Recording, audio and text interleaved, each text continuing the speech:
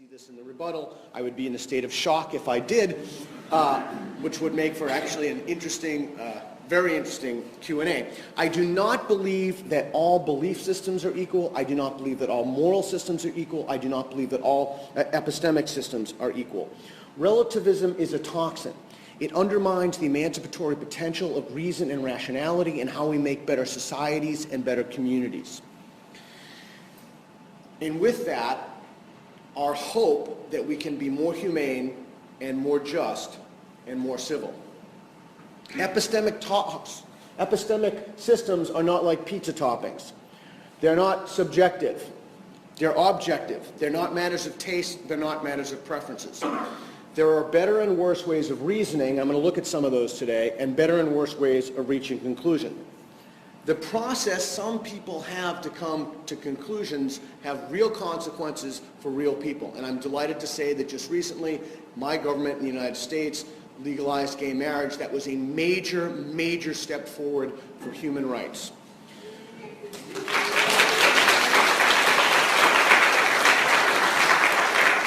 Poor ways of reasoning can and have led us to conclusions that are very hurtful to other people. Miscegenation laws are another example of this. In the United States, for example, that was when laws against people of different races marrying, but it was specifically set up for laws to prevent black men from marrying white women. It is not a moral problem that certain people use ways to know the world that is less likely. People use processes of thinking about the world. That does not make them bad people. All that means is that they're more likely to be incorrect. The conclusions they come to are less likely to align with reality. And that becomes a problem of how we come to knowledge. Certain ideas not only can be wrong, but actually are wrong. In science, for example, think about the move from a geocentric, where the Earth is at the center of the universe, to a heliocentric, or into an expansive model in which our sun and our planet is just one of many suns and planets in the universe. Ideas do not become less wrong if more people subscribe to them. If enough people share a common belief, then it becomes culture. It's no less wrong for one to make a moral judgment about the actions of an individual, I'm thinking about female genital mutilation among other things, than it is for us to make actions about the judgments of an entire group of people.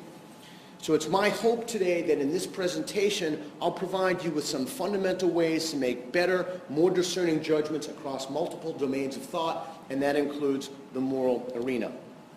So the purpose of this presentation is to do just that, to provide you with critical thinking skills and tools and lay out a model for critical thinking. I will say that pieces of this presentation are not without controversy, and I'm expecting them to come up in the rebuttal, and we can talk about that. So I want to talk about how to differentiate truth from falsity, and to do that, in addition to the Q&A at the end, which we're going to have 15 minutes, I'm going to give you 3 techniques that you can use to immediately begin to discern truth from falsity. Let me begin by broadly defining critical thinking. Critical thinking consists of a skill set and an attitude. Here are the generally agreed upon critical thinking core skill sets. This comes from the seminal definition of critical thinking laid out in the American Philosophical Association's Delphi Report in 1990. It's the gold standard for critical thinking. Interpretation, analysis, inference, explanation, evaluation, and self-regulation.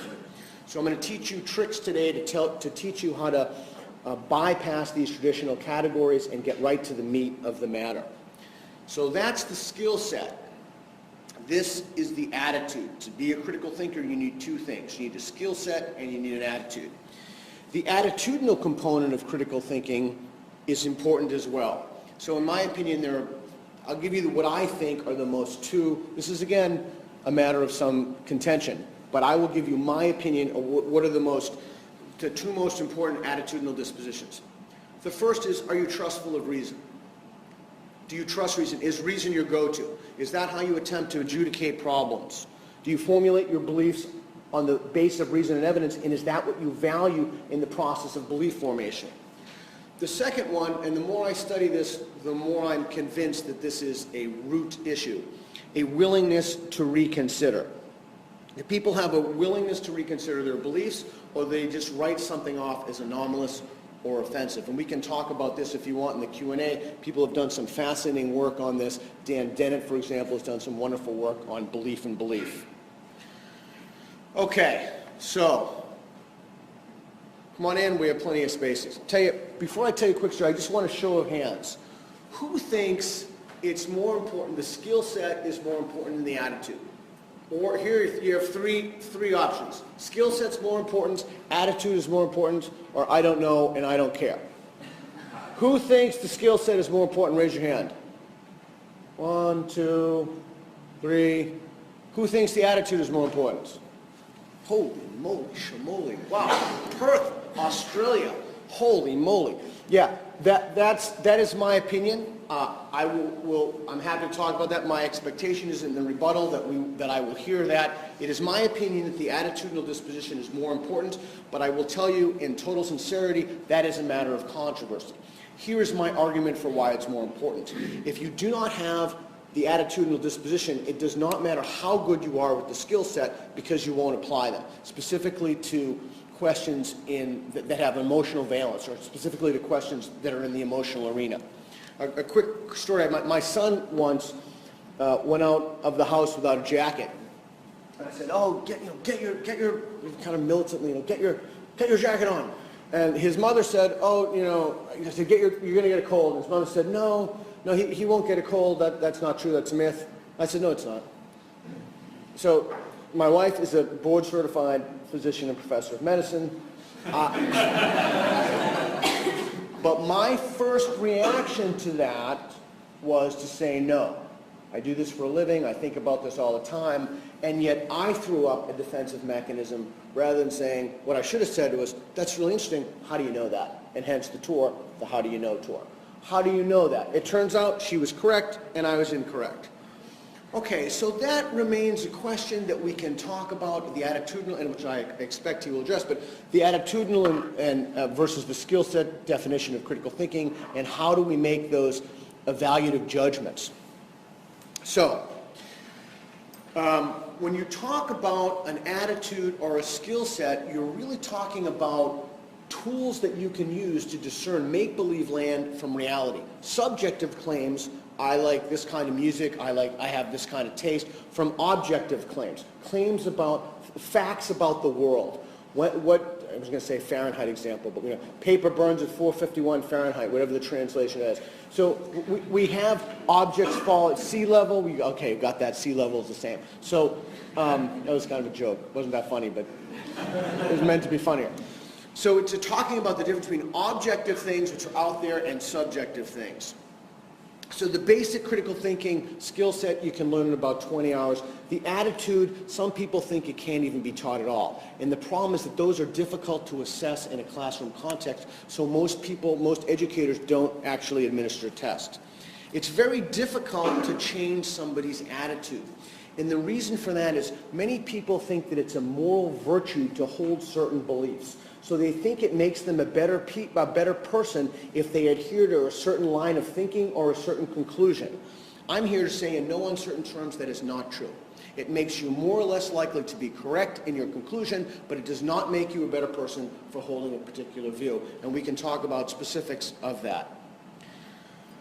So we can talk about, hopefully we'll talk about beliefs, but I want to give a primer for some of the things that will come up. Michael Shermer and others, who's the head of Skeptic Magazine, have talked about the brain as an engine of belief and what it means to believe something and what the difference between belief in something and knowledge of something is. I'm in 11 minutes, so what am I at, 10 minutes, Erwin? Yeah. 10 minutes, okay. So hopefully if I have time, I want to revisit that, and I hope that in the Q&A, the difference between belief and knowledge can come up, because it's important, because it relates to subjectivity versus objectivity. So the difficulty in helping people develop attitudinal dispositions and use critical thinking skill sets is not only that they think that holding a belief makes them a better person, but if there's some emotional component to holding a belief, people are less likely to revise that belief. And now remember, belief revision is one of the core components of the attitudinal disposition for critical thinking. Belief revision, a willingness to revise one's beliefs. So I personally struggle with this constantly. And I think if I gave you one story of the cold, here's another very, very quick story. I was in the car driving my wife down from work on a massive hill, and I was tapping the brakes, and my buddy, who knows a lot about cars, I've never even opened the hood of my car, said, you know, what are you tapping the brakes for? And I said, oh, it saves the brake pads. He said, no, it doesn't. I said, yes, it does. I fell for it, right? I shouldn't, that was, as much as we know this, that's the difference between knowing and understanding and using this in our lives. All right, technique number one, a very simple question, and hence the whole tour. How do you know that? How does someone know that? You can never go wrong by asking that question. That's the first question you should ask when you evaluate any claim. When you hear the rebuttal, when you hear anything, how does somebody know that? There are more reliable and less reliable ways to coming to conclusions. So when you ask somebody how do they know that, you're bypassing the idea that you're looking at the conclusion, and what you're really doing is looking at their reasoning. Don't worry about conclusions. What happens when you think in terms of conclusions is that you match your own conclusions to somebody else's conclusions. That's when your epistemic problems begin. You shouldn't be doing that. You should be thinking, always asking the question, how does someone know that? That way, you won't get trapped in a picture of reality that you think is true. So there's some really interesting literature on this about how people like people who are like themselves, and people like people when their conclusions accord with their own. But genuine intellectual work is difficult and it takes time. And the way to do that is to look at the process for how someone knows that. So in terms of conclusions, here are some conclusions that people have.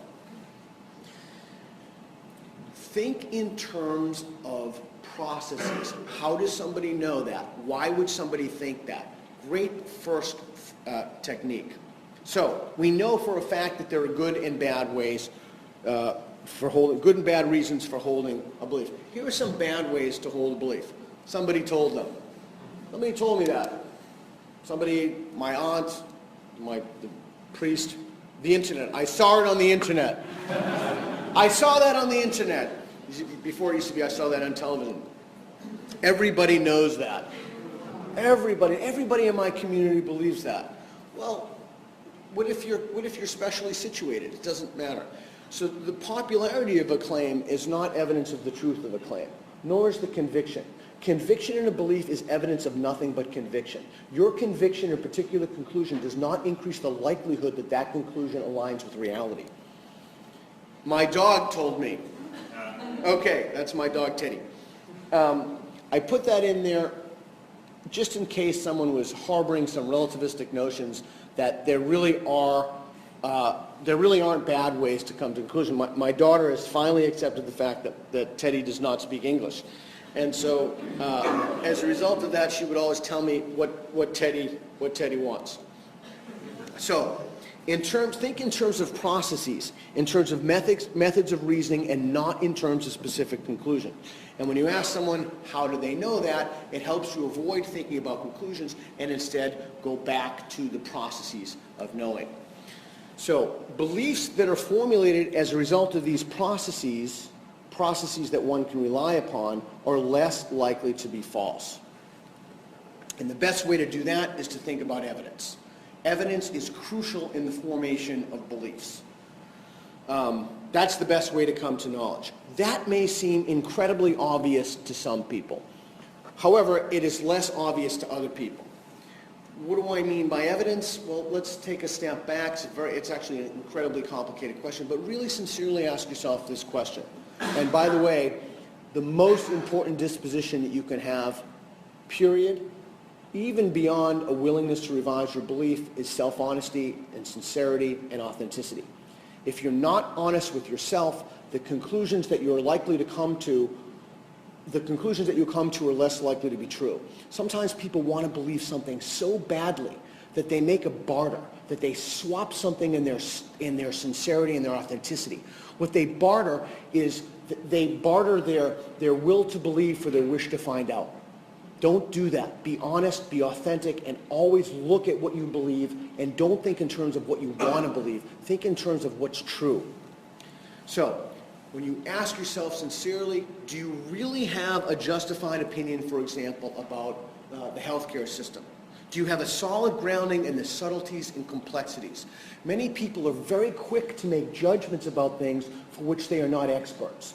If you are not an expert in something, be humble about what it is that you claim to know. Humility is a virtue. Saying I don't know is a virtue. And these things are cultural shifts that we want to make. Do not pretend to know things you do not know. So, if you do not have, this is a homeopathic slide, do you really have sufficient evidence to warrant your beliefs in the complexity of an issue? I don't know what happens to me after I die. We talked a little bit about that last night. I think that that's it. I'm kaput. I think that's what's going to happen. But I am open to evidence to the contrary. If someone can provide me evidence, then we can have a meaningful discussion. I know of no evidence that exists, but I yet remain willing to reconsider my beliefs and trustful of the evidentiary process. An additional complexity to that is something called the Dunning-Kruger effect. Quick show of hands, who's heard of the Dunning-Kruger effect? Oh, wow, God, Perth is really like some bastion of intellectual something here. So the idea here is that people who are not competent lack the metacognitive judgment to know they're incompetent. They lack the metacognitive judgment. What does that mean? Two men tried to rob a bank without masks. When they were caught, they were incredulous. They couldn't believe that they got caught. They rubbed lemon juice on their face, and they thought that the rubbing of lemon juice would make them immune from the security cameras. It was then that the researchers realized something. Not only were these men too stupid to rob a bank, they were too stupid to know that they were too stupid to rob a bank. So they lack the metacognitive ability to make a judgment about their own competence. And that's what happens across multiple fields of inquiry. People are going to make claims that they know things that they could not possibly know. So, what do we need to do? The Dunning-Kruger effect may be hard to avoid, but we need to be humble about what we claim to know. Humility is a virtue. Saying I don't know is a virtue. When someone asks you a question, a great answer to that question is, I do not know the answer to that question. Do not pretend to know things you do not know. That is the toxin to critical thinking. So, it's also, by the way, just parenthetically, a more honest, more sincere, and more authentic way to lead your life, to just say, I don't know. So how does someone know that is technique number one. Always the first question out of the gate. If you do that, that will increase the likelihood that that claim is true. It doesn't guarantee it. But again, it will help you focus on the process and not the conclusion. All right, technique number two, counterexamples. Can you think of an example or an instance of a thing that will make a claim false? You think of something that will make that claim false. So we're going to practice. This is part of the deliverable here. I have a feeling you're a good audience. You're going to throw some out. These are going to increase in difficulty. The odd numbers, 3, 5, 7 are all prime. Therefore, all odd numbers are prime. Give me one. 9. There's a counterexample right there. Boom. Here's another one. Everything natural is good for you. That is clearly false. What's the counterexample? Just say it out. Arsenic is a good one. Yeah. As you're driving home in the car when I used to have terrestrial radio and heard this story about zit cream, and these two women were in a car, and this woman said, "Oh, your face looks great. You know, what do you use? Zit away or something." And the other woman said, "Oh, is it good for you?" She said, "Of course it's good for you. It's all natural." Just because something is good for you, just because something is all natural, that you wouldn't rub poison ivy on your face, right? So think about a counterexample in that sense. Where there's smoke, there's fire. Give me an example of when you can have fire without smoke. Huh? What? Fire without smoke. Yeah, give me an example of when you have one. Smoke generator. What? A smoke generator.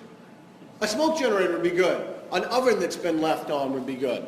Again, I understand these are basic, but the idea is to habituate yourself into ways of thinking of counterexamples. Counterexamples, counterexamples, counterexamples will increase the likelihood that you'll be able to discern truth and falsity. Really? I have 2 minutes here. Okay. Treat others as you want to be treated. Huh?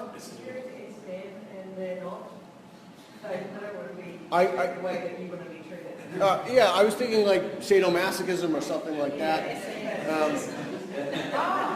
Justice, we're going to have to hurry up because I'm running down on my time. Justice is paying your debts. Plato talks about this in the Republic. If a man comes to you and if you loan him a butcher knife and he's crazy and he wants the butcher knife back, you give him the butcher knife. The idea is if someone says something to you, provide a counterexample or a way to call that into question. So counterexamples help develop a discerning mechanism, a tool. Very quickly on this, you don't have to articulate these to other people. You can keep your revelations to yourself, and if you're in a relationship with someone, I would urge you to do just that. All right, so technique number 3, this is very, very important. How could my belief be wrong? In other words, under what conditions would have to be in place for my belief to be false? That doesn't mean it is false. What could I provide you with that would make you, that would facilitate belief revision? So sometimes even asking that question is a way to break through people's internal dogmatism and insincerity that they impose upon themselves. It's also a way to help people doubt and value doubt. Doubt is your friend. Doubt is good. So for a quick example, there's intelligent life on other planets. If you hear that, ask yourself the question, how could that belief be wrong, that there's intelligent life on other planets? Quick. Here's what Carl Sagan said, we could be the first. Someone's got to be the first. Could be us, we don't know. We have an N of 1. We have one planet. We don't know. So we could be the first, but we can also be the last. We don't know.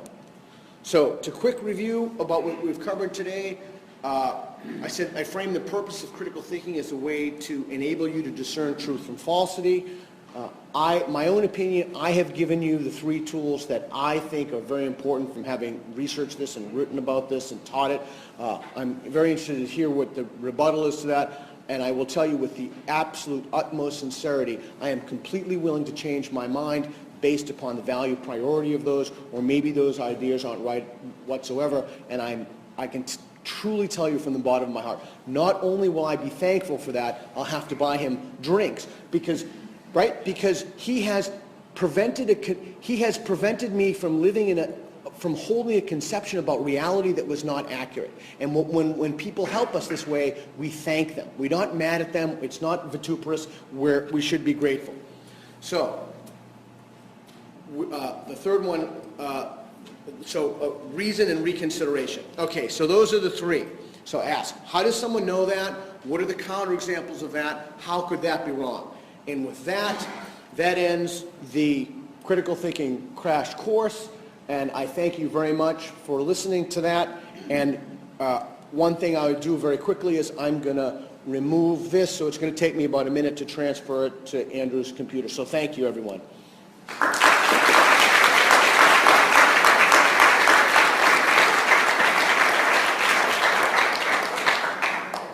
Hi, good morning, everyone. Hi, it's a great delight to be here this morning, to be talking to all of you. And I would like to thank, first of all, the Humanities Society for organizing this talk. And I would like to thank Peter for coming all the way down to Australia to have this series of talks. And I would like to thank all of you for being here. It's a great weather outside, and I'm sure many people enjoy going out and surf and walk in the park, but you all choose to come here. So that's great. And I really hope that this morning's session will be more fruitful and rewarding for you than just going out and walk in the park. Okay. So we learned a great deal from Peter earlier on about critical thinking, and I must say honestly that I agree with almost everything he said. Peter emphasizes on the importance of truth, evidence, and reason, and I couldn't emphasize the importance more than he did. I totally agree that we have to base our beliefs on evidence and reason. There's so much nonsense out there in the world, so much false beliefs, and we have to be very careful that we don't base our beliefs on feeling, or wishful thinking. Whether we like the idea that God exists or we don't like the idea God exists, that is not relevant. Whether something exists or not is not dependent on whether you like it or not, right? So we shouldn't base it on our feeling or wishful thinking. We should base it on reasons and evidence. This is so important. And I would like to talk about how then can we know whether God exists or not. Now, Peter and I have agreed that this morning's talk will be on how do you know God exists specifically. Actually, he has agreed that I can speak on this topic. So I shall focus on this particular topic. And I would like to talk about how can we know the truth. And I would like to talk about the fallacy of scientism, which I'll explain later on. And then afterwards, I'm going to give 3 arguments on the basis of which we can conclude that it's more reasonable to believe that there is a God than to believe that there isn't a God. Okay. Now, first of all, I'd like to talk a bit about the relationship between faith and reason.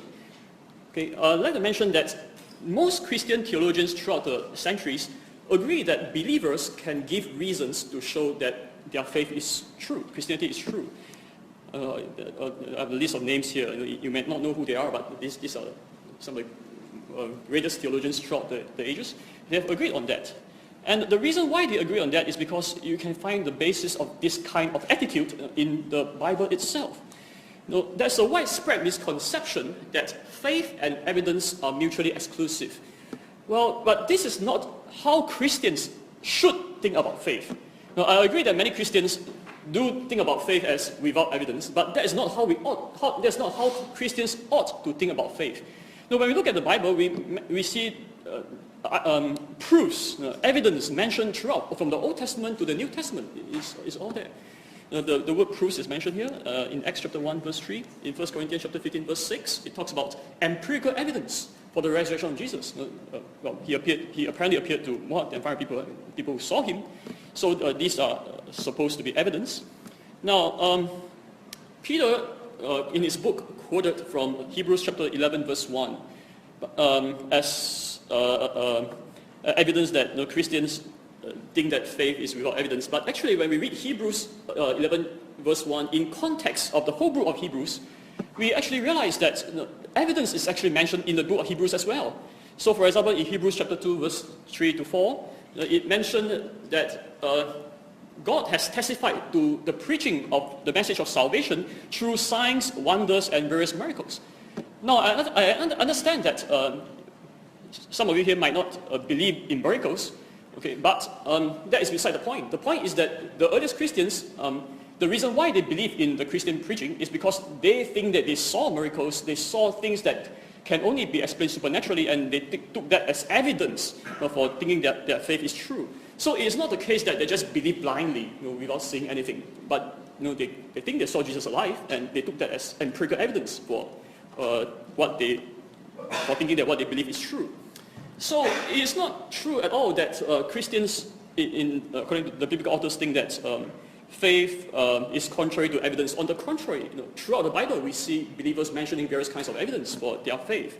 And so if Peter would want to define faith as exclusive of evidence, then I must say that I don't have that kind of faith. I don't have that kind of faith, and neither do the biblical authors have that kind of faith. So now some people might ask, if we have evidence for thinking that something is true, then why do we still need faith? Some people might think, if you have evidence, then why do you still need faith? Well, I can share an analogy from my experience as a medical doctor. I used to work as a medical doctor before, and in medicine, as a doctor, I practice evidence-based medicine. Okay, so we give medicine where there's evidence to show that it is a good medicine. Now, suppose my patient come to me, and I prescribe him the evidence-based medicine. Now, if my patient do not wish to trust me, he reject the medicine. Okay, he do not wish to trust the medicine. He do not wish to take it. Okay. Well, it's very obvious that he won't get well, right? He won't benefit from the medicine. He won't benefit from it. Okay.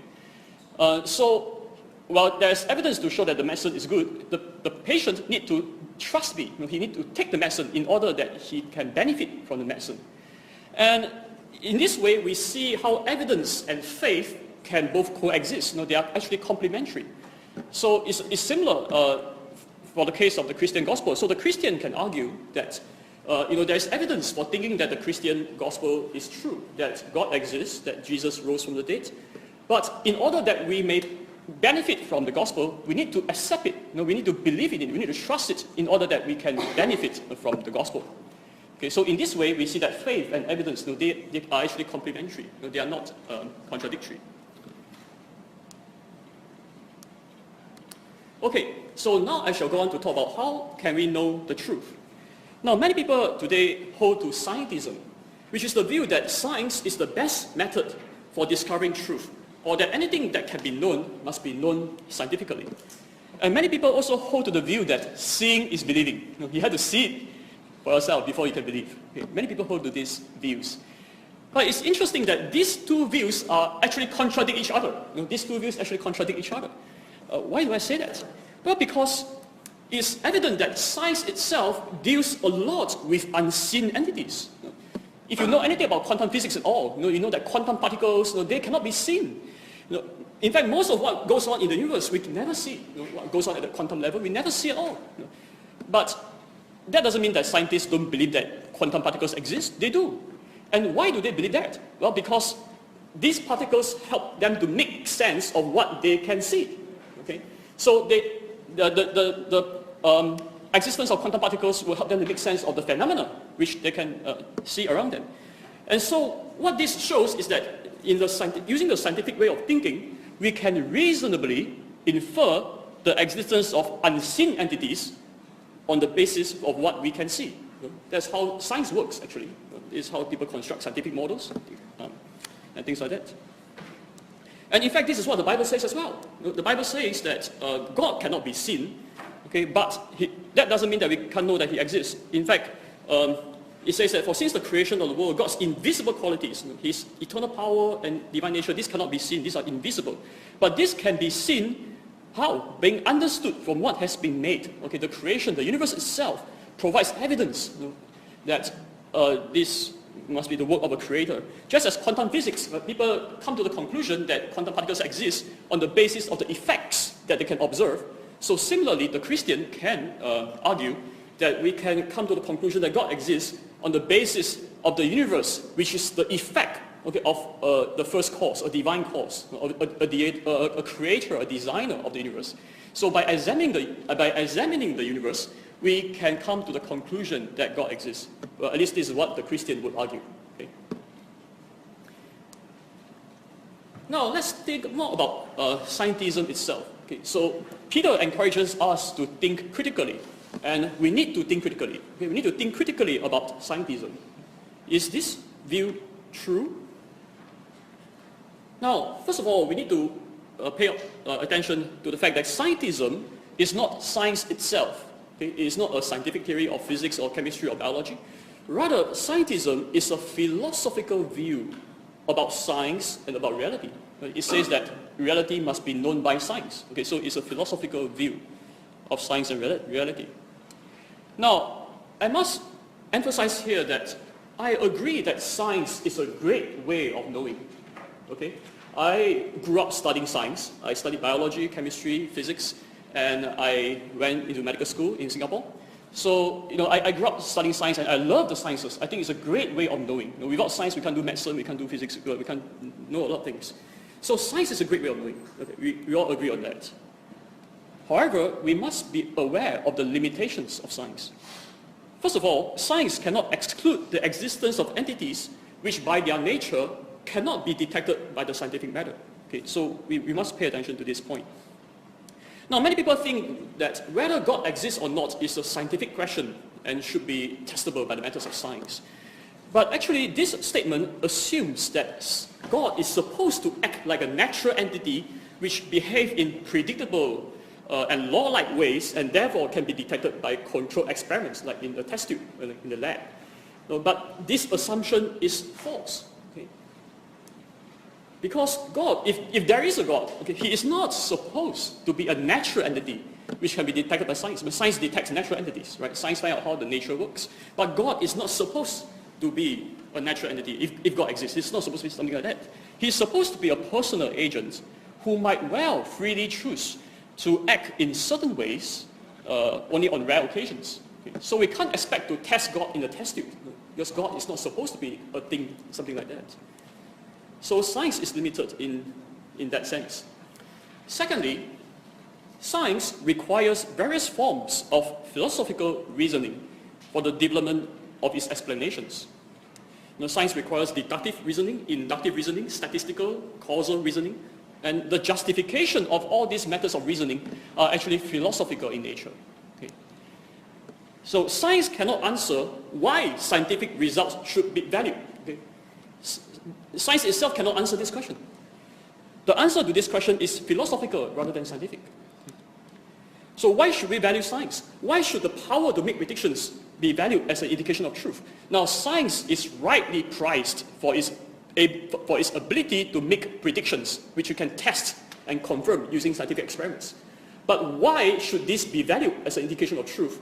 It's not something that science can answer itself. It's not something that science itself can answer. Rather, this has to be answered philosophically, by using deductive, inductive, causal, and probabilistic reasoning. For example, we can say that it's extremely unlikely that the predicted events just happen by chance. It's more reasonable to think that this happened because it follows the laws of science, etc. But this kind of reasoning is actually philosophical in nature, if you understand what I'm saying. Okay? So this reasoning is philosophical. So science requires philosophy. Science is based on philosophical reasoning. And when we think critically about what are the criteria for a good scientific theory, George Ellis, who is a well-known cosmologist, he lists down all these criteria, which I'm sure many of you will be familiar with. I'm sure Peter will be familiar with this criteria. Internal consistency, logical tightness, explanatory scope, etc. And Ellis mentions that these criteria are philosophical in nature. They themselves cannot be proven to be correct by any experiments. Rather, their choice is based on past experience combined with philosophical reflection. Okay. So this is how scientists build their theories. It's based on past experience. These criteria are based on past experience and philosophical reflection. So what this indicates is that there is more than one way of reasoning. There's more than one way of knowing. Science is a great way of knowing. Okay. But philosophy is another way of knowing about things. And historical reasoning is also another way of knowing about things. Now, when he talks about past experience, now how do we know what happened in the past is true? Well, we have to use historical reasoning to find out what happened in the past, on the basis of which we can construct, we can think inductively and come up with the best explanation for the phenomenon. And this is how science works. So science is based on philosophy and history. And science is a way of reasoning, but so is philosophy, and so is history.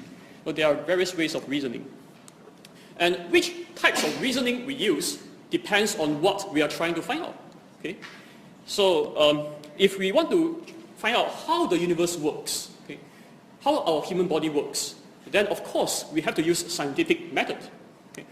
But if we want to find out whether there is a transcendent entity beyond the physical universe, beyond the natural world, beyond the natural universe, then we have to use philosophical reasoning. Because as I explained earlier on, this is beyond the realm of science. Okay? Science can only test the natural realm. It cannot tell us about if there's anything beyond the natural realm. And so we have to go by philosophical reasoning. And this would include deductive reasoning, inductive reasoning, causal reasoning, all of which is required by science itself. Okay? So if we trust in science, then we should trust in this kind of reasoning too, inductive, deductive, causal reasoning. And I would later on explain that these reasonings actually will lead us to the conclusion that there must be a creator of the universe. Now, if you want to find out whether Jesus resurrected or not, then we have to go by historical reasoning, right? Because it's something that happened in the past. Okay? Now, Peter mentioned that in his book that in the last 2,500 years of intellectual inquiry, not a single argument for the existence of God has withstood scrutiny. But I'm glad to hear he mentioned earlier on that he's willing to reconsider his views, if there is good evidence and arguments. And so I would like to, before I present the argument, I would like to highlight first that these arguments, the cosmological argument and the teleological argument, these arguments, as well as the historical argument for the resurrection of Jesus, have stood the test of time. Okay? Now, these arguments have been around for centuries, okay? And they are still being defended today, okay, in leading academic journals and monographs published by leading academic publishers such as Oxford University Press, Cambridge University Press, Wiley Blackwell. You know, these are world top-class academic press in the world. I'm sure Peter will be familiar with this press. You know, these are peer-reviewed academic publishers, and they still do publish arguments, the cosmological, teleological, and historical arguments. Now, I'm sure all of you have received a handout. Okay, in the handout, I listed some examples of these publications, which you can consult, you can check out, you know, on your own. And these are just some examples. These are not exhaustive. Okay, there are more examples than these. I've just selected a few only.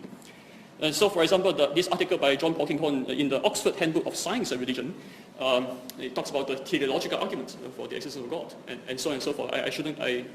You can look at it yourself. Okay, so these are some of the journal articles and monographs published by this leading academic press.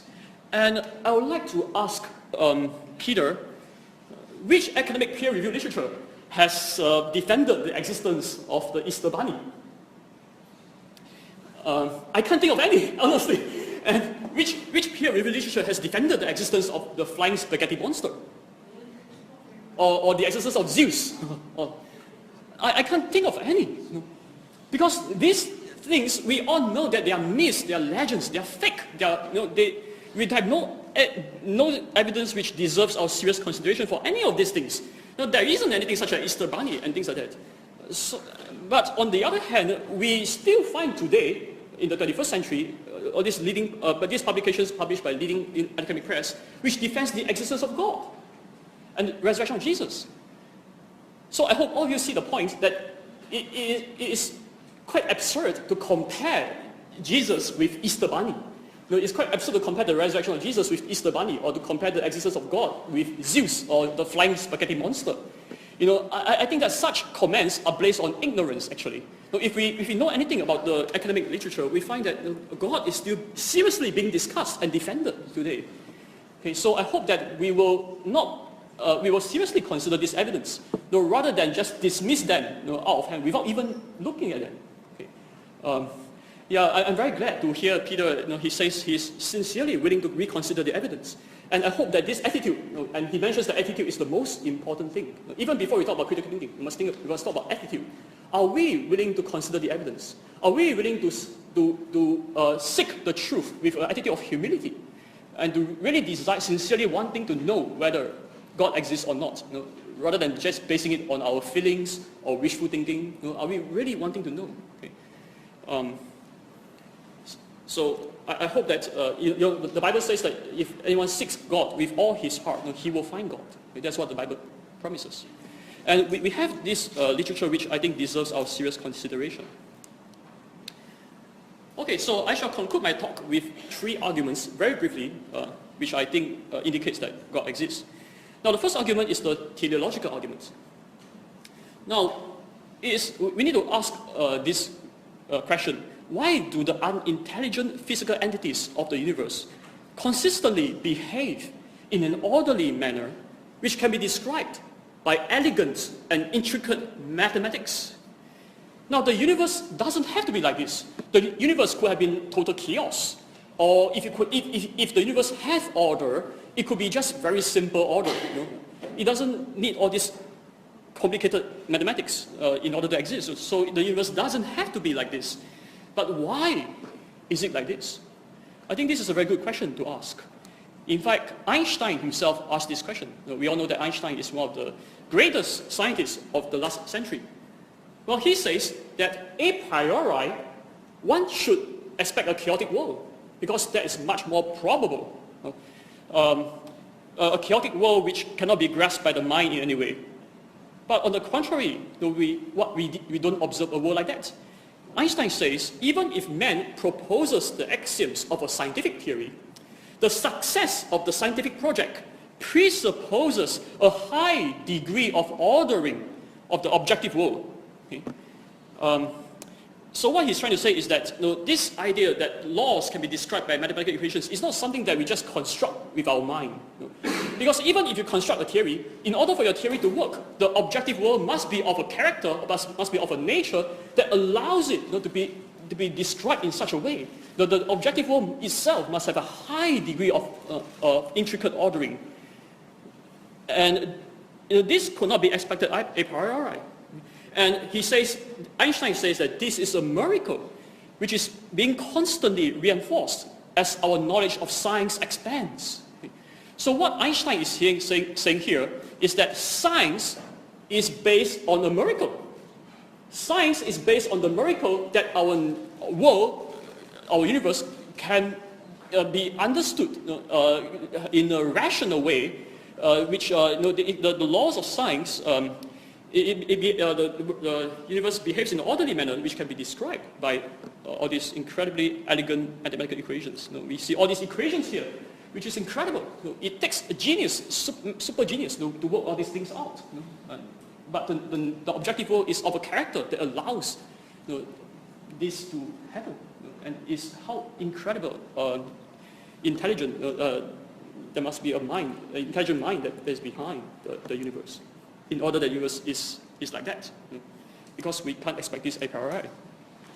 So John Polkinghorne, who is a leading quantum physicist at Cambridge University, he says that scientists feel a genuine wonder at the rational beauty thus revealed to their inquiry. Science itself can offer no explanation of why the universe should be like this. Science can only discover that the universe is like this, but science cannot answer why is it that the universe is like this. But the fact of deep and satisfying cosmic intelligibility does not seem to be something that should be treated as just a happy accident. So the complicated equations that we saw earlier on, these should not be treated as just a happy accident. The universe just happened to work like this. So science surveys a world which order makes it appear shot through with signs of a mind, the mind that's behind the equations. And the religious believer can affirm that this is indeed so, because it is indeed the mind of God that is revealed in the works of creation. Okay, I only have 5 minutes. Okay, 10 more minutes? 5. Oh, I'm running out of time. Okay, so I don't think I have time to talk about the historical arguments, which is a pity. But I shall finish off with the cosmological argument. Okay, does cosmological argument ask the question, where do everything come from? Where do everything around us come from? It's a very good question to ask. And some scientists, all scientists today basically agree that our universe has an explosive beginning at the Big Bang. Okay, but where did the Big Bang come from? Well, some scientists today think that the Big Bang came from nothing, okay, which is what Lawrence Krauss suggested. But what these scientists mean by nothing is quantum vacuum, which is not non-being. It's not absolutely nothing. Rather, the quantum vacuum is something that has energy. It's called zero-point energy. It contains energy. And so we need to ask, where did this energy come from? And how could such an energy lead to the formation of an orderly systems after the bang? Now think about this. If you had an explosion, what will you end up with? Most likely chaos, disorder. If you have an explosion, things will just become more messy. But what happens after the Big Bang is that we end up with incredible systems. The solar system at the macro scale, and the quantum systems at the macro level, and at the micro level. So how could a random explosion lead to all these incredible systems? It's very unlikely. It's unreasonable to think that a random explosion will lead to these systems. So it's more reasonable to think that this explosion, the Big Bang, is not random. It's an intelligently engineered explosion that we end up with after billions of years with all these remarkable systems that we see. It's incredibly well engineered. Now, the cosmological argument states that there cannot be an infinite regress of cause and effect. Why? Because if the past were infinite, we would never have reached the present point in time. Why? Because the infinite is too big. Actual infinite is too big. You cannot traverse it by a sequential process. So, for example, no matter how many generations have passed, one more can still be added. So you cannot traverse an actual infinite. And therefore, there must be a first cause to the universe. Now, the first cause must be uncaused, being the first. And the first cause must be beginningless and timeless, because whatever begins to exist has a cause, and the infinite regress and time itself has a beginning. So the first cause cannot be something in time. The first cause, being beginningless, must be timeless. And also the first cause must be initially changeless, because an infinite regress of change is impossible, just like an infinite regress of cause and effect is not possible. And so the first cause cannot be a quantum system, because a quantum system, according to science, is always moving, always changing. So the quantum vacuum cannot be the first cause. And also the first cause must have libertarian free will. Why? Because in order to cause the first effect from an initially changeless in timeless state, the first cause must have, number one, the capacity to be the originator of the first effect in a way that is undetermined by prior events, since the first cause is the first. Okay, it cannot be determined by prior events. And also, the first cause must have capacity to prevent itself from changing. But otherwise, the first cause will be changing all the time. And so, the first cause must be able to originate the change and also to be able to refrain from originating change. And what this describes is what is called free will. It must be able to move, start to move by itself. And also, the first cause must be highly intelligent, because the first cause must be the source of the order of the universe, which can be described by elegant and intricate mathematics. And finally, the first cause must be enormously powerful and the ultimate source of all things in the universe, because it is the first cause. And so a first cause that is uncaused, beginningless, timeless, has free will, and highly intelligent, is the ultimate source of all things in the universe, and enormously powerful. What do we call that? Well, I suppose it's reasonable to call him the personal creator of the universe. And therefore, a personal creator of the universe must exist. And since the creator is the ultimate source of our existence, it is only in him that we can possibly find the meaning and purpose of our lives. Thank you.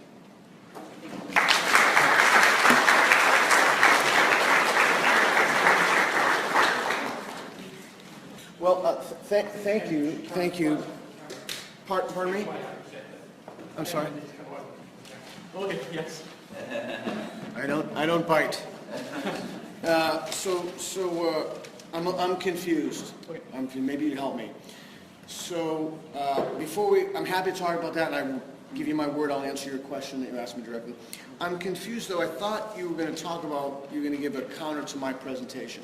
So before we talk about that, I was wondering if there's anything in my presentation that you had a substantive disagreement. If not, we'll just jump on. Did you agree with the things in my presentation? No, on the contrary, I think I agree with almost anything, everything that I can think about, that I can recollect. There you have it. That's pretty good, right? Yes. So, especially the point about reconsideration of your position, I think that's so important. So we're two people have radically different views, and we'll find out that, but we agree upon. Yeah. Okay. So thank you. I want to answer your question before I start off. Sure. So there was a lot of stuff up there, obviously, and I think you and I could sit here for a decade, right, and talk about that. But I'll do the best. I don't think we need so long. Okay. I'll do the best that I can to address that. Okay. So you said which academic peer-reviewed literature defends the existence of the Easter Bunny and flying Siberian monks? So is the implication in that question that if the more peer-reviewed journals that engage a subject, the more likely it is to be true? Oh no, I don't mean to say that at all. And I don't mean to say that whatever peer-reviewed literature say is the truth. Okay, now peer-reviewed journals, articles, monographs, of course, they can make mistakes too. I'm sure both of us agree on that. Yes. But what I want to say is that what is being discussed in peer-reviewed journals and monographs implies that the substance of what is being discussed can still be treated seriously, can still be seriously discussed, okay, in a high-level academic environment. So it's still being treated seriously. We can still seriously discuss whether this is true or not. So it's not something that has been refuted. It's not something like the phlogiston theory or geocentrism. I can't find homeopathy. Yeah. But these things, they are not being defended in peer-reviewed literature today. Why? Because this has been refuted long ago. But the existence of God is different. It's still, I don't think it has been refuted. It's still being seriously discussed and defended in all this literature today. And so, So I certainly don't want to put words in your mouth, but you don't believe that Muhammad received revelations from the Archangel Gabriel from God, or do you? No, I don't. Yeah. But there are a lot of journals, like the Journal of Islamic Studies and such, that take this question seriously. Do you take it seriously that Muhammad received revelations? Okay, now, of course, there are articles, monographs, which talks about the history of Islam. They say that according to Islamic tradition, this is what they believe. Okay?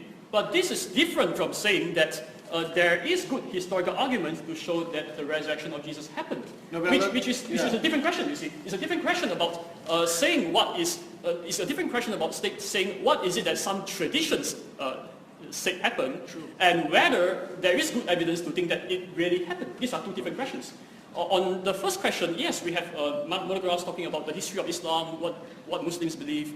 But I haven't found any peer-reviewed literature that defends the veracity of Gabriel appearing to Muhammad. And if I were to present you with that literature, would you then be willing to reconsider your belief and think that Muhammad received revelations from the Archangel Gabriel? Well, if you can provide a literature that attempts to prove that Gabriel appeared to Muhammad in the peer-reviewed literature published by Oxford or Cambridge, etc., University Press, I'll be willing to look at the evidence. Right. So now in the Quran it says, and I know I'm not a Quran scholar, I don't think you are. I've done a bit of study when I did my PhD on the resurrection, on the incarnation. Yeah. Oh, okay. Anyway, yeah, so we have genuine differences of opinion between Muslims and Christians about the resurrection. We agree that there are different opinions. Yeah. So how do you think those disagreements should be adjudicated? Well, I think they have to be adjudicated on the basis of reasons and evidence. I agree. So getting back to this idea that about, and I'm only starting with that because that's the question he asked. I thought that was fair that I directly responded. I didn't cherry pick it or anything. You asked me the question. So getting back to that Journal of Islamic Studies or whatever journals we happen to have, when arguments are made for the veracity of the claims, you think a reasonable person should take those arguments seriously because they're in peer-reviewed journals? Yeah, I think they need to take it seriously and examine it, and also look at both sides, and not just look at one side. So we know that in the academic journals, sometimes they write papers to criticize one another's position. So I think we need to consider both sides. We shouldn't just read from one side. Yeah.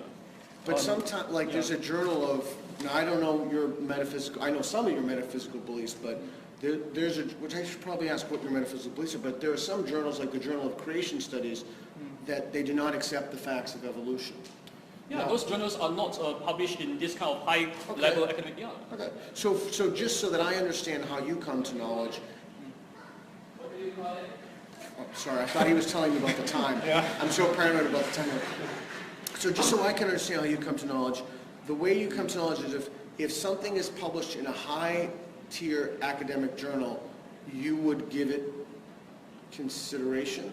I will give it consideration, but ultimately I will have to go back to reasons and evidence. And what are the reasons? All right. Yeah, so that's good. So one of the things you said in the beginning, and you can ask me questions, I don't have a monopoly on the question here. So I suppose I'm going to go through specific things you said, but I need to know for myself about your beliefs so I can frame these. So do you believe, this is not a trick question, it's a very sincere, honest question. Do you believe at any one point in history there was ever a talking snake? Ever a talking snake? Well, how is that question relevant to whether God exists or not?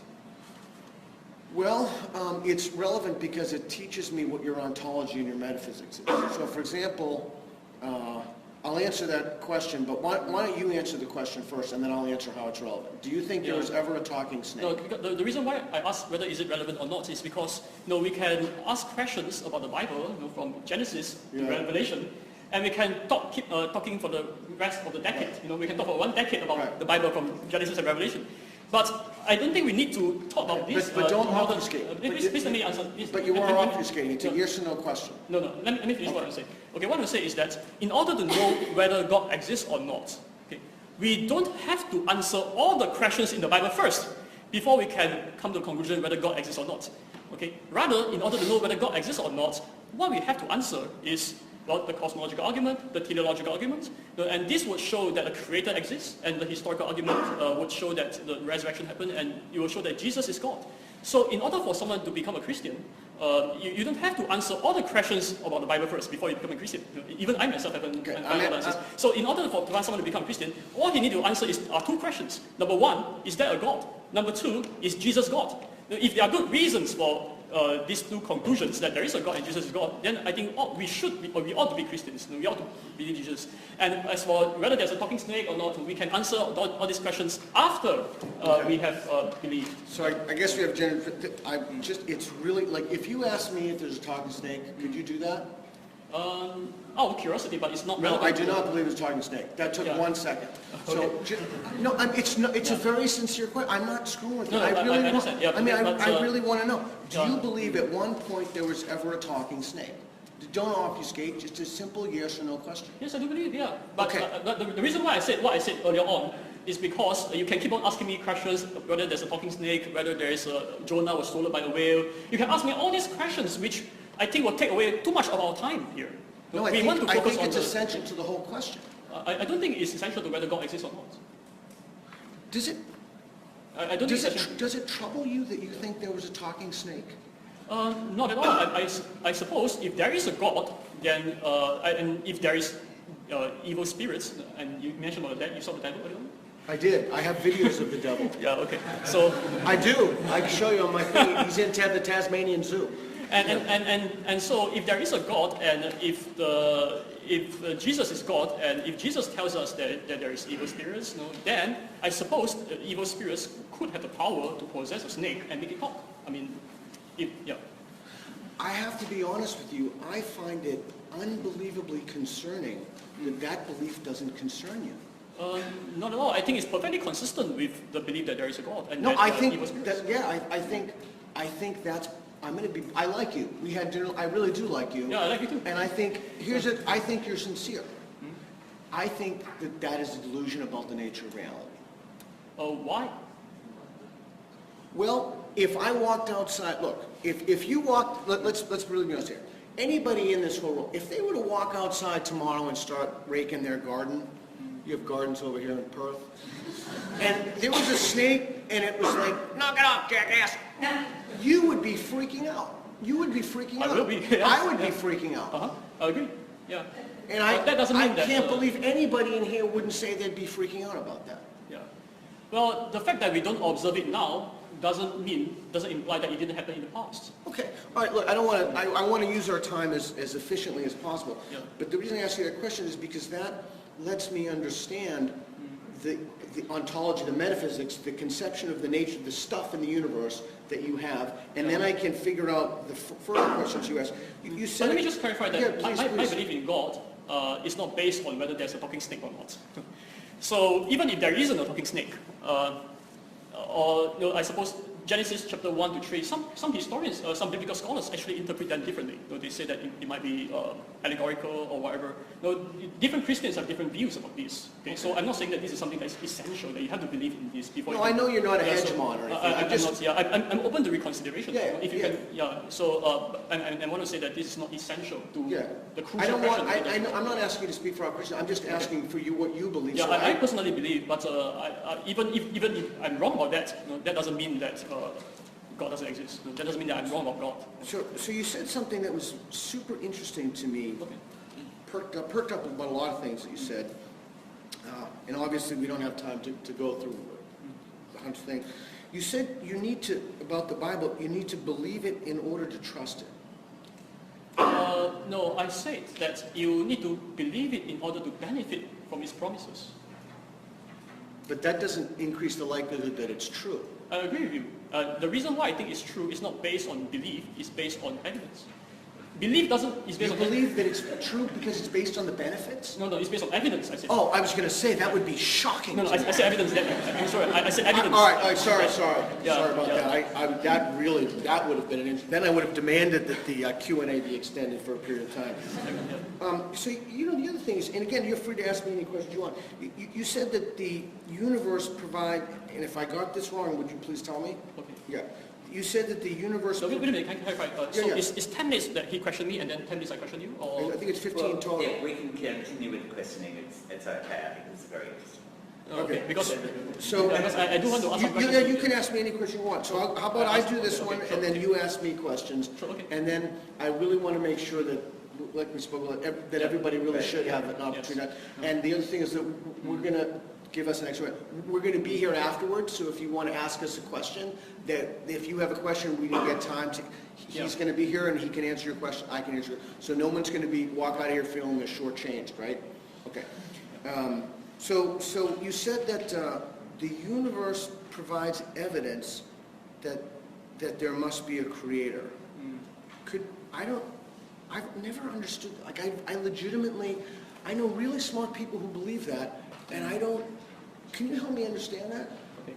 So I explained it using the logic of the cosmological argument, which I ran through earlier on. Yeah. That there cannot be an infinite regress of causes and effects, and therefore there must be a first cause. But just in your own words, how does the universe providing evidence, how does what there is, how do you make an inference from this to a creator? Well, the universe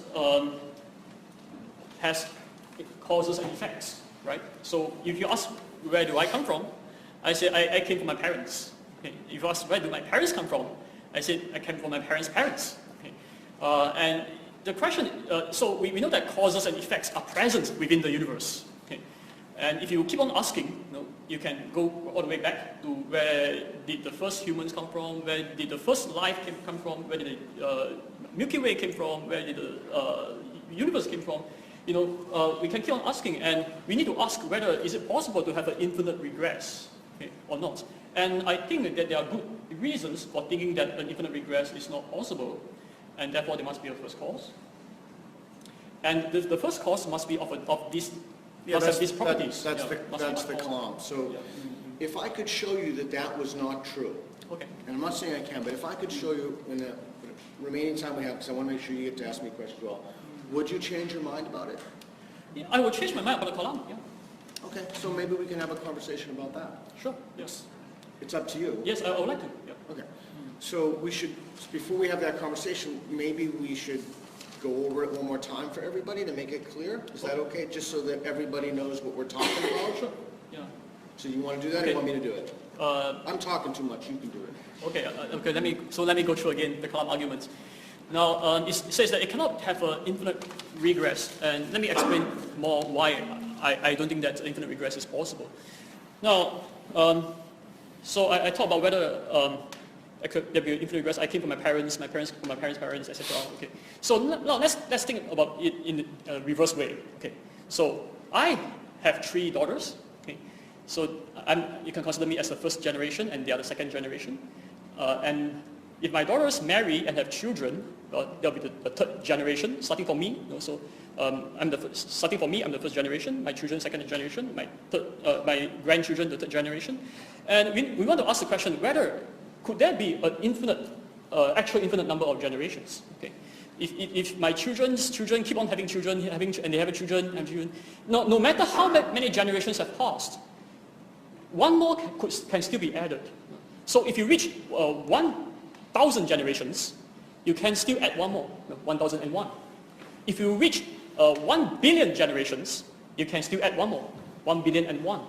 Okay. So what this shows is that this kind of sequential process can never arrive at an actual infinite. You can never hit an actual infinite.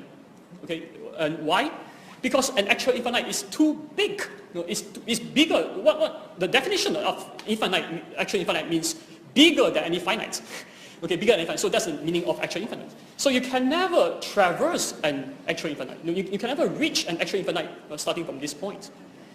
Now, we need to realize that the distance from this point to an actual infinite is the same distance as from an actual infinite to this point. Since you cannot reach an actual infinite from this point because the actual infinite is too big, similarly, likewise, you cannot have reached the present point in time from an actual infinite past because the distance is the same and it's impossible to traverse it. Okay? And what this implies is that the past could not have been an actual infinite, because if the past were an actual infinite, we would never have reached this present point in time. But we are all here right now. Okay? We have all reached the present point in time. And so what this implies is that the past could not be an actual infinite. So you can, and therefore there must be a beginning to time. There must be a first cause, which is the source of everything in the universe. So I'll put that. I'll put that in a way that makes it easy for me to understand. If you think this is an unfair characterization or it's unclear, just let me know. Everything that begins has a cause, which would be the first premise. The second premise would be, oh, I can't look at that, I can't read this right. Everything that begins has a cause.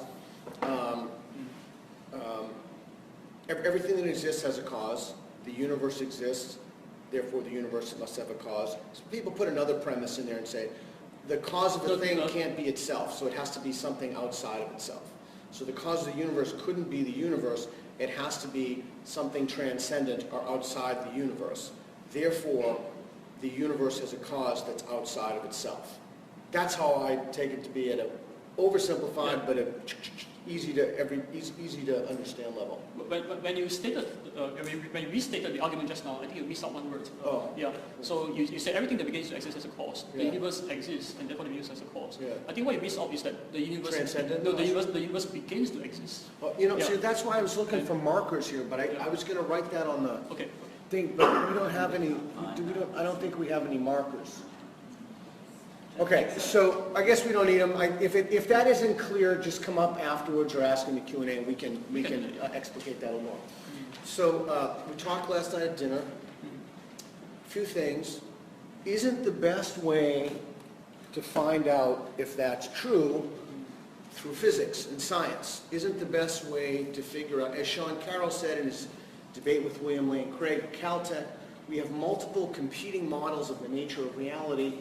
And some of those have beginnings, some of those do not have beginnings. Now, I am not a string theorist, I'm not a particle physicist. In fact, I count on my fingers.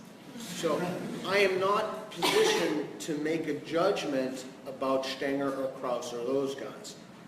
What I am saying to you is that we have very, very smart people, much more intelligent than myself, who have genuine differences of opinion about the nature of causes. So if you look at the Kalam, I'm going to give you three possibilities right now.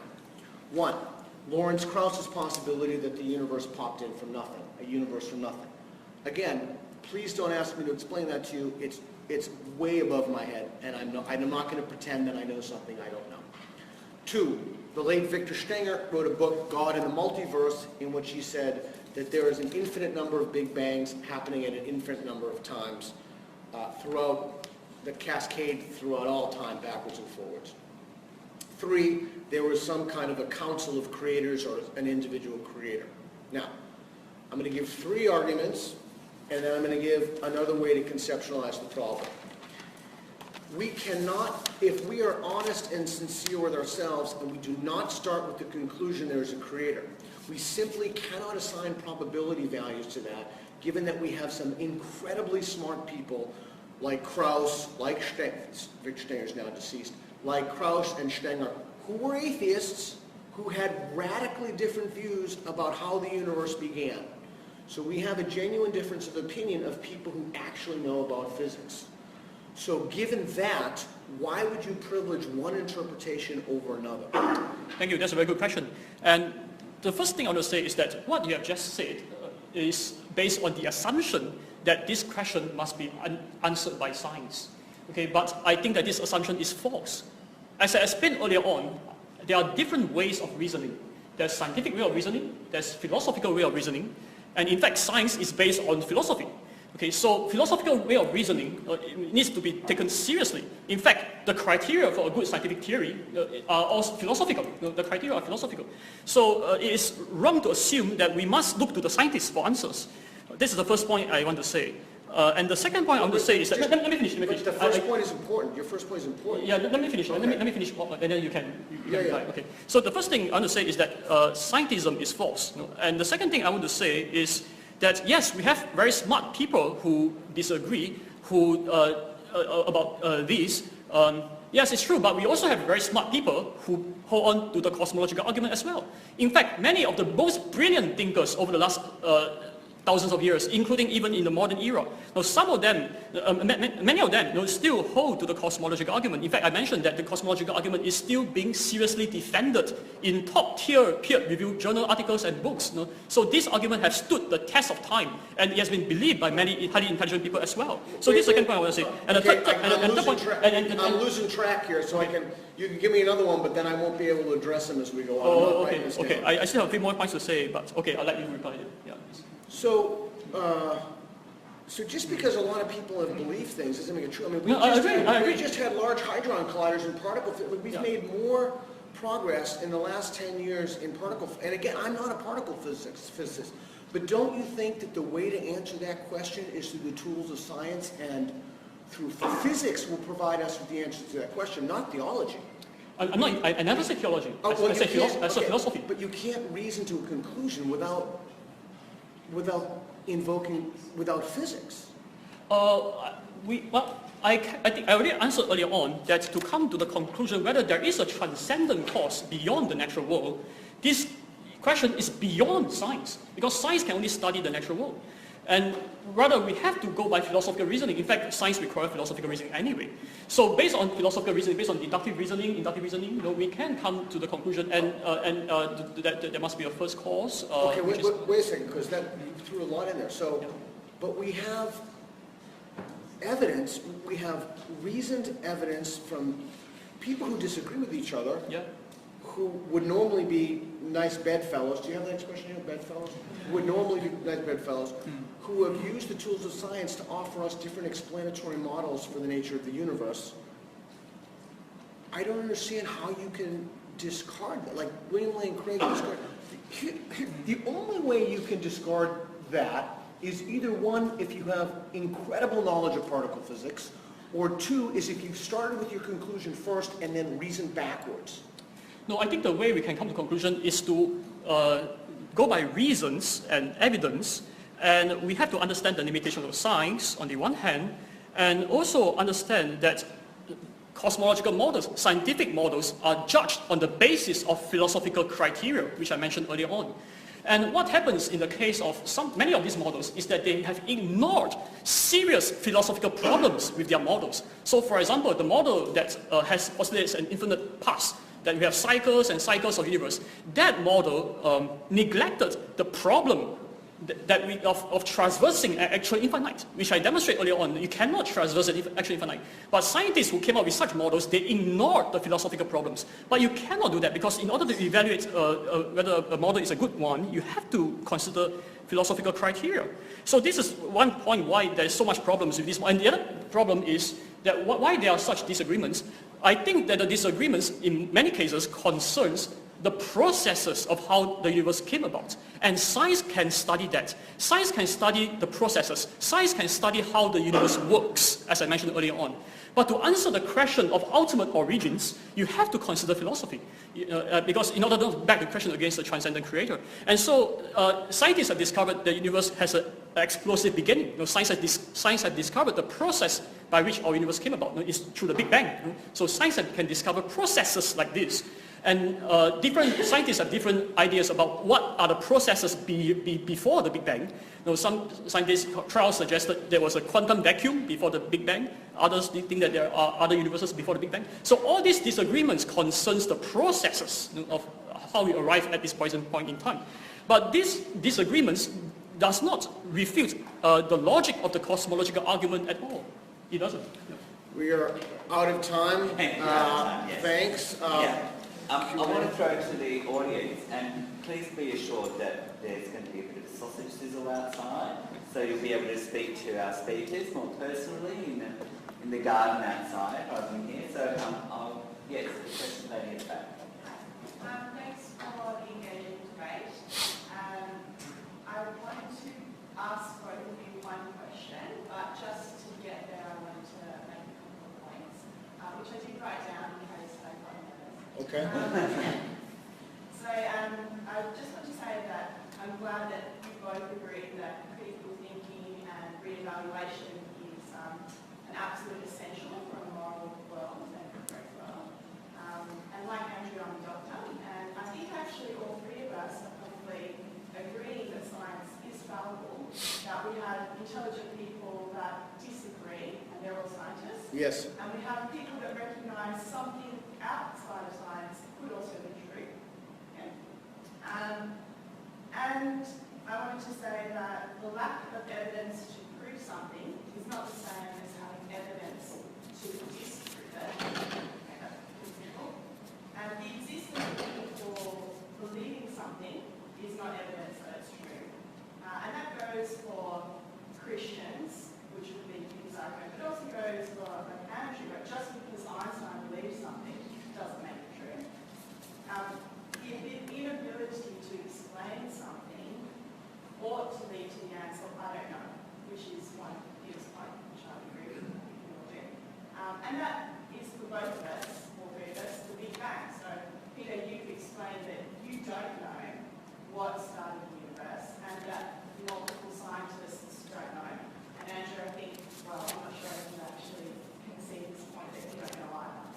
But my question then to both of you is why, and I don't know, Peter, what your religious background is, but why are you both not promoting and accepting agnostic belief? Do you believe that there are werewolves that are running around out there right now? No. Okay, so you're not a werewolf agnostic, you're a werewolf atheist. Right? Yeah. Me too. With regard to virtually every supernatural, there's not a scintilla of evidence for any scientific... But I would say to you, I don't have proof that there's no werewolf. Okay. And morally speaking, like, just philosophically speaking, no one has given definitive proof for or against Okay. the exact answer for what the Big Bang was, or what whether you yourself have given three options. Yeah, so okay, so that's a great question. So in order to seriously entertain, so I have a difficult time seriously entertaining some of the claims he made. Not all of them, some of them I think are very important in there. We ought to have the dialogue about those things.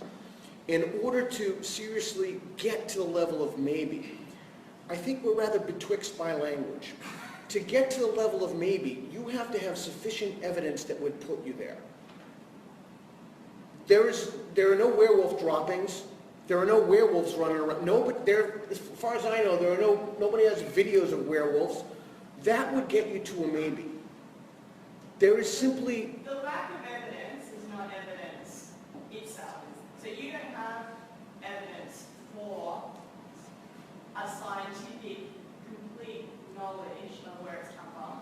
You don't have evidence for theological reasoning either. I would put it to you that no one in the world knows what has created the universe. So why aren't we all agnostic? Can I ask You you? don't have evidence either. Okay.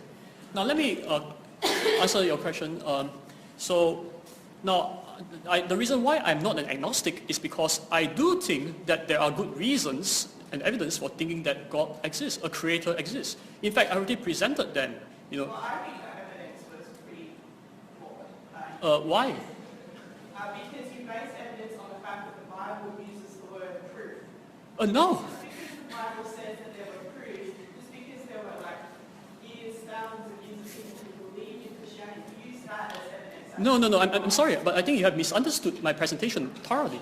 No, when I used the word proof earlier on from the Bible in the earlier part of my presentation, I was trying to address how Christians ought to think about the relationship between faith and reason. No, and so that was to address that.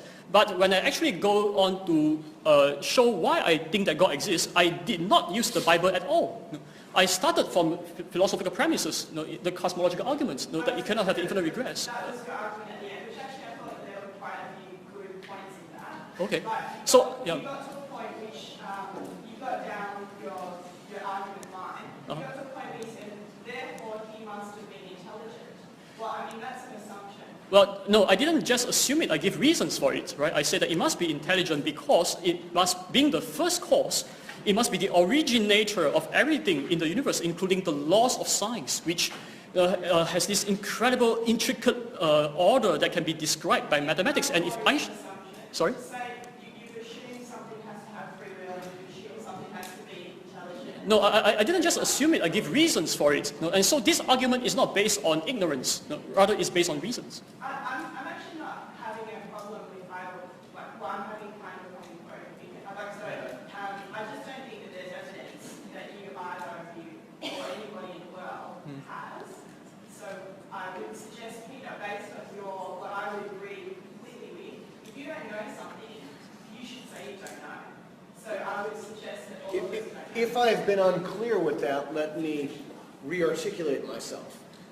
Not only do I not know how the universe got here, we have multiple and Sean Carroll, again, I would encourage you to watch that with Sean Carroll. We have multiple conflicting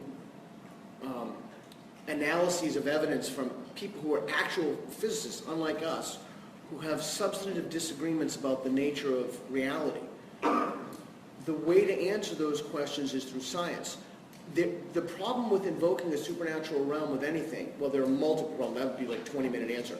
But one of the problems, we simply do not have any evidence, not a scintilla, nothing to lead. I have as much evidence to think that there is a supernatural realm as I do to think that there's a four-legged green, or seven-legged green monster who created it. There's just no evidence for it. And if I were given evidence, then I would change my mind. But there's no evidence for the supernatural. Are you agnostic or you're an atheist? What? Are you an agnostic, an atheist? What's I've never liked those terms. If I were forced to take, if you said you have to self-describe yourself, I'd call myself an infidel. Can I just, could you continue the discussion outside? We just need some other people who've got some questions as well. Rowdy. Yeah, this is a question for Andrew. You talked about the impossibility of infinite. I'm just curious, do you believe that there are an infinite number of positive integers? Well, given they are mathematically defined in terms of addition multiplicatively. So yes, that's right. I do believe that there are actually infinite integers, but we have to be very careful here. We have to make a distinction between abstract actual infinite and concrete actual infinite. Now, what you are talking about, integers, these are in the abstract realm of mathematics. But I don't think that you, in the concrete world, you can actually traverse an actual infinite, and I've really explained the reason why.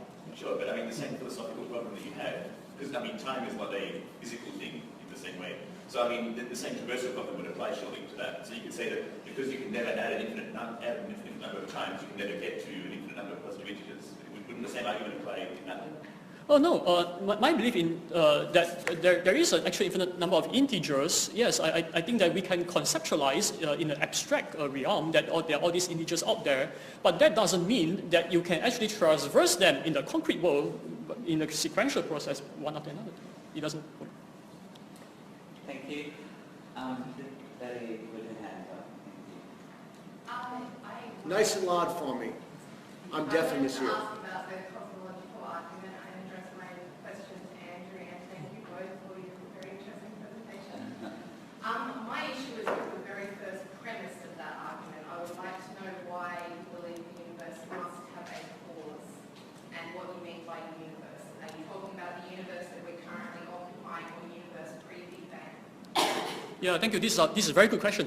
And in fact, when I formulated the argument differently from William Lane Craig, if you realize. Craig talks about the universe, right, having a beginning. And that runs in, and Peter also formulated it that way. And I think that runs into difficult problems about how we define universe, as you mentioned. So I actually avoid this problem by actually not using the word universe at all in my presentation, if you realize. I talk about there cannot be an infinite regress of cause and effect. And therefore, there must be a first cause. So regardless of how you define universe, or whether there's a universe before this universe, there must ultimately still be a first cause. But what is the first cause causing? Well, the first cause caused the first effect, which could be the beginning of time itself, which could be another universe before our universe, what have you. Okay, so this first cause that you're referring to has caused something, and that thing is then has catalyzed everything that comes after. Yes, that's right. Yeah, yeah. I gotta say, But why must there be a first cause? Why does that happen? Why is it not possible for there to be no first cause? Why is that necessary? Because I've already explained that it's impossible to traverse an actual infinite concretely, and therefore there must be a concrete entity which is the first cause. And see, I'm not sure what you mean by infinite there either, because for the universe pre-Big Bang, there was no time. Cause and effect don't work the same way when you don't have time. So you're trying to apply a characteristic of the universe we're currently in to an entirely different environment that doesn't operate by the same rules. Yeah, okay, so you mentioned that there is no time before the Big Bang. Now, this is based on the assumption that the Hawking-Penrose model is correct. No, but that model has been challenged recently by various people, including Lawrence Krauss, Sean Carroll. All these people, they think that, well, the Big Bang, there could be something else prior to the Big Bang. Okay, so it's not necessarily timeless. So there are different views about this. But in any case, even if it's timeless prior to the Big Bang, let's assume that Hawking-Penrose model is correct, then what you have will be a timeless state, which is actually consistent with the Kalam argument, which says that the first cause must be uncaused, beginningless, and timeless. So what will exist is a timeless entity, and that brings about the Big Bang into existence. I have to, I'm sorry, I just have to address that. This is a ridiculous conversation. No, it is. It's a ridiculous conversation because we are not situated to make these judgments. It's like a Dunning-Kruger effect. We need to be more humble. I mean, take a step back for a second and think about what we've just talked about for 10 minutes. Just let it percolate. We are talking about something that is so far astray from our areas of specialization that we are forced to conclude that there's pretending to know things we do not know. You could not possibly know that. Well, why it not? is just because you're in the same way that I couldn't know how to crack a safe. But the difference is that there's an actual safe. The difference with medicine and having, you said you have faith in medicine in the beginning. Well, there's an actual doctor. There's a blood test you can take. You're now talking about you're extending the warrant of confidence so far beyond the evidence that you're talking about things of which we should not be having this conversation right now. No, I disagree because, as I said earlier on, the question whether there is an ultimate first cause or not can be decided philosophically. So we don't have to look at the scientists. I already explained this earlier on. Now, yes, I don't have expertise in cosmology. I'm not a scientist. But I have expertise on philosophy, and I publish articles in the philosophy journals published by Cambridge University Press, and Cambridge doesn't publish nonsense. So there is something that we can be seriously discussed here. So I don't think we have wasted our time, actually. I don't think we have wasted our time. I think this argument needs to be taken seriously. Many intelligent people in the past have accepted it. That doesn't mean that doesn't mean it make it true. I mean, intelligent people can disagree about things, and intelligent people might be wrong, but that doesn't mean that what intelligent people talk about is a necessary waste of time. I think we need to follow the reasons and arguments and come to the best conclusion. Can I just interrupt? We're 3 minutes from 1 o'clock, and I think the doors are going to lock because of how things are situated here. We'll have one last question from that gentleman who's been putting up his hands. Thanks very much. Just a quick one. Some of your statements seem to contradict me. You suggested that science was the best way to know the physical world. It's the best way to know how the physical world works. Yeah. And you suggested that, from my understanding, your God has an effect within the physical world. You don't believe that it's a God outside of the physical world, but he actually has effects within the physical world. I believe that there's a God, a creator, who is initially beginningless and timeless, which means that it's beyond time, it's kind of transcendent in that way. But you believe that he performs miracles? This transcendent entity, he caused the first effect in time. It started everything going, and he could also act in the universe as well if he wants. Yeah, if he wants. Yeah. So if he acts in the universe, then surely there should be some signs of that action. But if he has an effect in the physical universe, then surely there should be some way of knowing that through science, which you said science wasn't the best way. No, I think that if the first cause does choose to act in the physical world once it has started, then that will be an event that can be studied by history as well. Because if God acted in not the first cause, I'm sorry, getting away from Yeah. If there's a miracle in the world caused by God, then surely we should be able to study and measure that. If it creates an effect in the world, then it has to set aside the physical principles of the world. Shouldn't we be able to measure that? We can study miracles. In fact, some people have tried to do that. If you look at a book published by Harvard University Press, it's called Testing Prayer. Now, this book actually attempts to study some of these miraculous answers to prayer, which is published by Harvard. There's sausage sizzle outside. Thank you. It's going to be there, so Thank you. please, and I'm sure they're going to make it available.